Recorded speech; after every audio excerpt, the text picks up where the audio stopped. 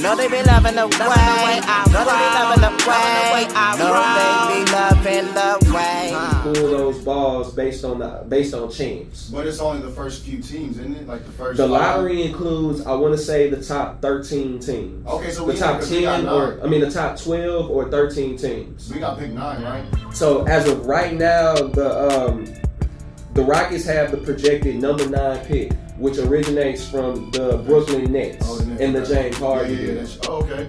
So the Rockets have the projected number 9 pick. Now there's a chance that it don't stay at 9, right? Mm-hmm. Because that's what the lottery is for. Exactly. So that pick could easily jump into a top 7 pick, or it could go behind all the way up to like 12, 13. Mm-hmm. We don't know until it happens, but you know it'll be somewhere around 9. We'll still get a solid player in those picks somewhere. We'll still get a solid pick. Perception of this draft class is that it's lacking star potential at the top. So they believe it to be one of the lesser draft classes of the NBA, of the NCAA. You know, they believe it to be one of the lesser draft classes. So there's rumors I saw on Sports Illustrated that the Rockets are looking to trade their pick. And in the deal for a big fish, but I also read that the Rockets are trying to get back future draft picks. They want to trade that pick for future draft picks and role players. So we'll see what happens. I mean, common sense tells me that draft pick, especially if it moves up, is what you package with a Jalen Green to go get your big fish. You know? You're saying, it makes sense. It makes sense. If you do that, you can make a team take Fred VanVleet. Yeah, if you get a draft pick and you get Jalen Green, you get to negotiate his contract whenever you're ready at this point in the season. But you gotta take Fred off our hands. Yeah. And that $43 million. So hey man, that lottery makes it sound like it's actually interesting. I'm not saying it wasn't, but the lottery has always been interesting because there's always this perceived notion like a couple years ago, everybody in the world thought New York Knicks was set up to get Zion Williamson with the number 1 overall pick. We knew Zion was going number 1, and I believe one of the Ball brothers was in that draft class, the young Ball brother, Melo. Now, I believe he was in that draft class too. Everybody knew that Zion was going number 1. Mm-hmm. All people didn't know was who was going to draft him. The same way this past year was Wembanyama. We knew he would be number 1 off the board, but who was going to get him? I thought we was going to get it. I was like, man. Well, we had a great shot at it. We had a shot at the at 1 through 3. The 3 teams with even odds for the number 1 overall pick. It was us, Detroit, and San Antonio, and somehow we moved to number 4, or it was 4 or 5, wherever we took Ahmed Thompson. I want to say it was 4, and his brother went 5. Yeah.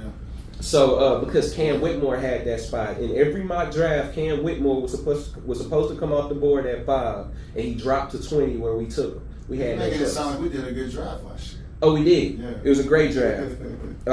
Which, to note, Ahmed Thompson went 4 and his brother went immediately after him at 5 in a place where everybody thought Cam Whitmore was going to go. Twin brothers, back to back. That's crazy. Nice, right? Yeah. So the Rockets, their own pick based on how well we did this year would have got us number 12, but that actually goes to OKC in the CP3 deal. Now, there's a trick to that pick.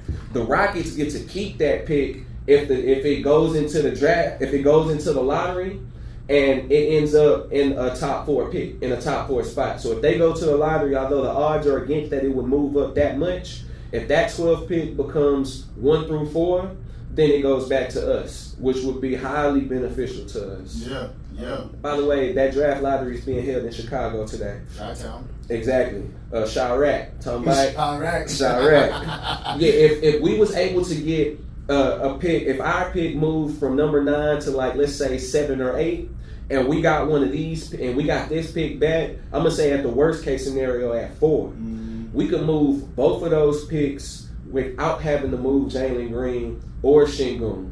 You can move both of those picks and package them with Fred VanVleet and whatever other role player they want outside of Tari Eason, because I love that guy.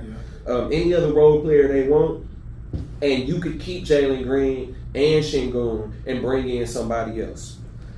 I want to talk about those somebody else's. Yeah. You got anybody in mind that you think the Rockets should bring in? On the roster? You talking about trade for it? Yeah. No, I was looking at something like nobody popped out to me. I'm pretty sure you're gonna give me like 3 or 4 or something. But well, nobody just popped out to me. immediately off. Let's talk about Donovan Mitchell, Spider. I like a scenario where Spider leaves the Cavs after they get eliminated by the Celtics, which is inevitable. I can see a scenario where Spider leave the Cavs and hit free agency or demands a trade, because I think he might have 1 more year on that deal, and we might see him. I like picking up Donovan Mitchell because that would be the dog, and everybody else we could fit around him, and we could play him at point. Yeah, I like the idea of playing him at point, next to Jalen Green. Yeah, that's not bad. That's not bad. I never really, you said this hypothetically, but that's not bad. That's not bad. All of these are hypotheticals. Let me throw another guy at you that's not immediately available. Jaylen Brown. Do you remember what I just said about the when you go into the luxury tax? Okay. When you going into the luxury tax, the Celtics are paying a high penalty in the luxury tax because Jaylen Brown is the highest paid player in the league who inked a $300 million contract last season. Still in the midst of that contract, just played 1 year of it, or this might have even been the last year of his last deal. You give me 3 members. I did not know that. I mean, I know he's hooping. I know he's balling. I know they got to pay him. But I didn't know Big pay. Well, no, they have to pay Jason Tatum this year. Yeah, I was gonna say you would think he would have the bigger salary. Well, he's younger, Yeah. which means he's up next. They're gonna be paying him. He's gonna get well over $300 million this summer. Now the caveat is this: this is their season. They need to come out this season with a championship title in order to justify this. Yeah. Because I'm a businessman.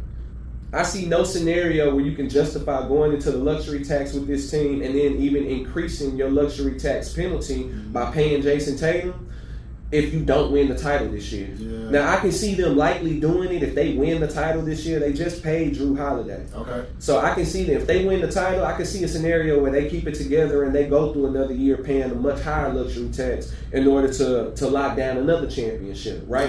Yeah. But if they don't, they gotta move Jaylen Brown. They're gonna have to. You cannot justify having both of these guys on the same team and paying this level of penalty. Their penalty would likely be more than the whole salary cap of the team. Yeah, they wouldn't be able to do that. It doesn't even make sense. Like you said, No, they'd be able to do it. We're talking about billionaires. Yeah, but billionaires are businessmen. Yeah. You don't pay that. That's why the Warriors are inevitably going to be broken up this year, because the luxury tax they paid last year don't equal a play-in loss. You don't pay that luxury tax again this year after that. Yeah, and then end where you ended. Yeah, I get what you're saying. Exactly. So Jaylen Brown is one of Ime Udoka's guys. He took them to the finals in 2021, right before that was 2020. Maybe that was 2022. I want to say the Warriors won, then the Nuggets won, and now we in 2024. It was 2022. Yeah. They went to the finals before Ime was fired for allegedly. You know what I'm saying? We gonna do it. You cannot let it go, bro. No, Jay talks about this all the time. All the time, man. I just be trolling. I love this guy. I love this guy. And for the record, I think it's ridiculous he lost his job over this. For the record, I make jokes, but I still got love for Ime Udoka, and I think he was treated wrongly. And I'm glad it all happened because we got him now. Yeah, 100%. Let's talk about Tyrese Maxey. Are you familiar with the restricted free agent? That means he can get, so in free agency he can go out and seek deals from any other team.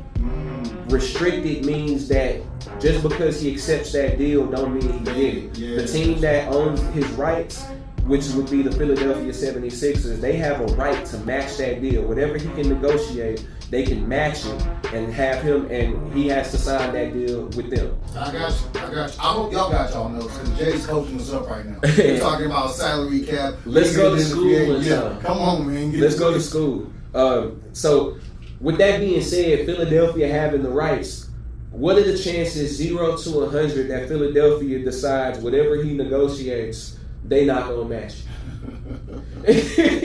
Is it 1%? Yeah. Is it 2%? Come on. I can see no, I can't. No, Tyrese Maxey ain't going nowhere, and there's no deal in hell that the Houston Rockets can make to bring in a Tyrese Maxey. Yeah. We don't have to give him too much.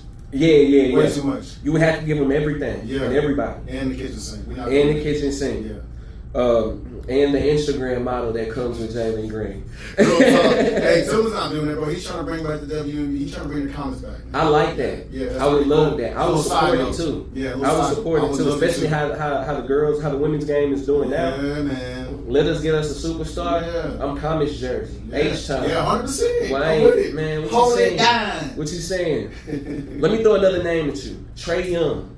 Trae Young is rumored to be on the market because I believe that they think they've hit the ceiling with Trae Young and DeJounte Murray. But DeJounte Murray seems to be the guy that they're willing to keep. So Trae Young could likely hit the market as far as trade this summer. He has 3 years left on his contract, which means he's not a free agent. He can't negotiate none of this. Yeah. 3 years left on his deal. Rumored to be on the block, not confirmed. There is a chance that he still plays for Atlanta next season. But in my own opinion, based on what we know, if he plays for Atlanta, they have the ceiling is pretty low for them. Yeah. First round exit, playoff berth, because they in the East and it's weak in the East at the bottom. So a playoff berth with a first round exit. So I thought about Trae Young. I'm glad I like Trae Young a lot. See, Trae Young was rumored to be on the market and during the right before the trade deadline. And because I'm a Lakers fan, I thought that's what they needed. I thought Rob Pelinka should have been very aggressive at going after Trae Young. And they didn't. And as a result, these guys exited in the first round because they couldn't get over the top against Denver, although most of those games were close. Jamal Murray put them to sleep several times. You know, so they should have made a run at Trae Young early. They decided to rely on their role players like D'Lo and Austin Reeves and these other guys. And they should have brought in Trae Young. Yeah, that's not enough.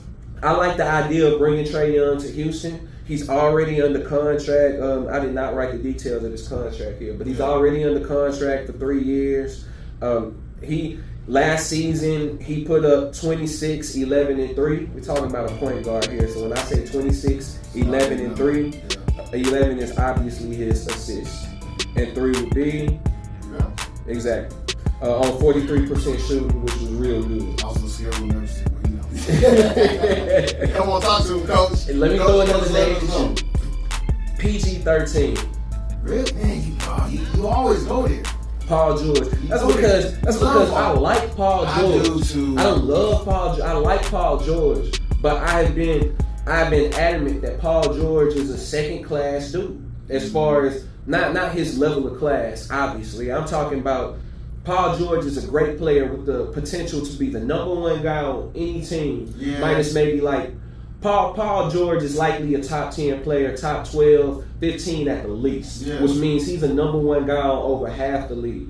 But Paul George excels and puts himself in situations where he's not the guy with all the pressure. He's a number 2 guy. Yeah. Like, we can say this started when he and the Pacers were being dismantled by LeBron in the East, way early in his career. Mm-hmm. From that point, you see him voluntarily join Russell Westbrook to be the second fiddle on that team. You see him voluntarily go to the LA Clippers, where he is now, to play next to Kawhi Leonard, where he would be second fiddle on that team. We talking about a guy here who has no interest in being the number one guy on his own team, He's right? just trying to hoop, dog. And ain't nothing wrong with that. Ain't nothing wrong with that. But you got to bring it up when the guy has the potential to be that dude. I think that's actually a good fit, though, if you think about it, because it's almost like he's been in the league for a good while. Mm-hmm. You almost got like a coach on the court with these young boys. Yeah, that's my point. I think he fits with our team if you keep the athleticism around him. Yeah. If we can keep the offense moving around him, he'll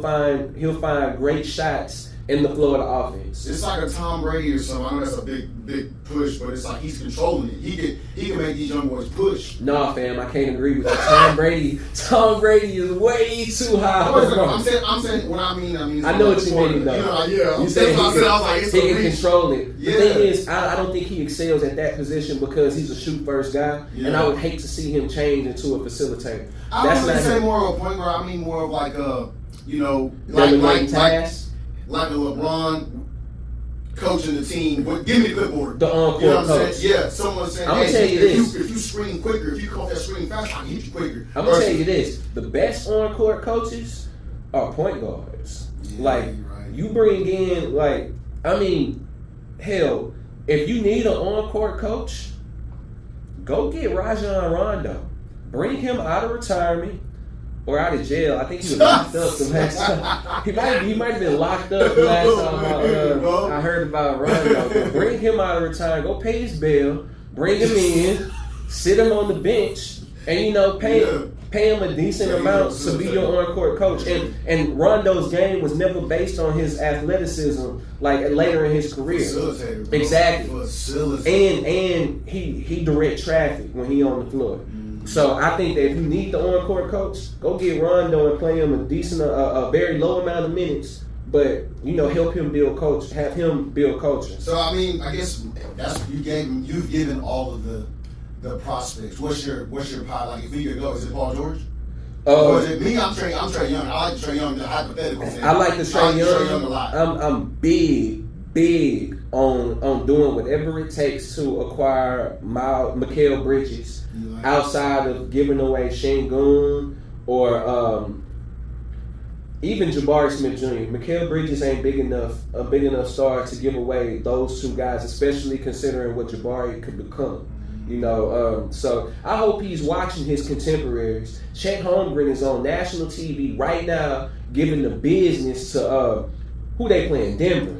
I'm talking about rebounds, threes, crossovers. I hope Jabari Smith Jr. is watching. Because and the other guy is who just got eliminated but made the playoffs is Paolo Banchero, the two guys that got drafted before him. Now let's go back there for a second. Paolo Banchero came off the board when everybody thought Jabari Smith Jr. was going number one in that draft. He went to Orlando. Orlando changed their mind and took him.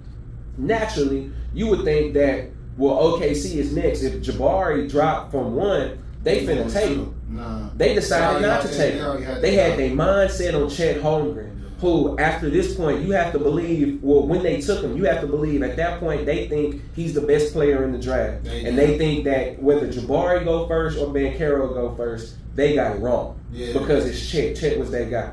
Now I see what they was talking about. Chet Holmgren is decent. Minus that weak commercial, him and Shea guy. I can't stand it watching that commercial. I think it's hurting. It's so forced. It's like, it seems so like. I think it's hurting his ability to become face of the league. Loving the way I rock, loving the way I rock, loving the way I rock.